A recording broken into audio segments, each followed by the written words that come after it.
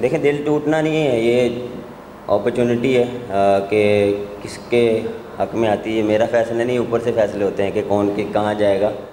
মন ভাঙার কিছুই নাই, ফয়সালা হয় ওপর থেকেই। গেল ওয়ানডে বিশ্বকাপে ভারতের বিপক্ষে লড়াইয়ে নামার আগে বলেছিলেন বাবর আজম, সাফল্য পেতে পরিশ্রম, ইচ্ছাশক্তির বিকল্প নাই, কিন্তু ভাগ্যের সহায়তাও যে বড্ড বেশি প্রয়োজন সৃষ্টিকর্তার অনুগ্রহ। পাকিস্তানের মতোই আরও বহু দল, বিশেষ করে মুসলিম দেশগুলোর খেলোয়াড়দের জন্য এটাই যেন ধ্রুব সত্যি। তাই বলে সৃষ্টিকর্তার অনুগ্রহের আশায়, চেষ্টা ছাড়াই সাফল্য লাভের আশায় থাকলে তা হবে মস্ত বড় ভুল। সেটাই বাবর আজমের দলকে আরও একবার মনে করিয়ে দিলেন মিসবাউল হক। যুক্তরাষ্ট্রের বিপক্ষে লজ্জার হারের পর সাবেক ক্রিকেটারদের তো পাশেই পাচ্ছে না বাবর রিজওয়ানরা, উল্টো শুনতে হচ্ছে নিন্দার সমালোচনা।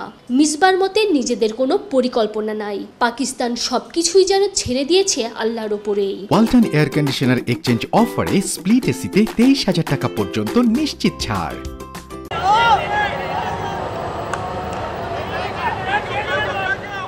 পাকিস্তান দলের এই অবনতির কারণ আসলে কি?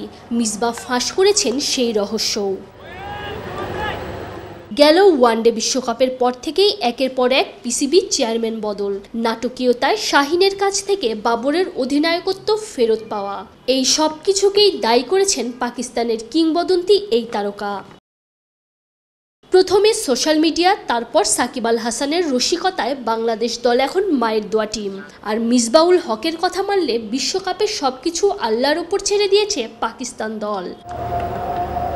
তানজিম ঐশী, অলরাউন্ডার।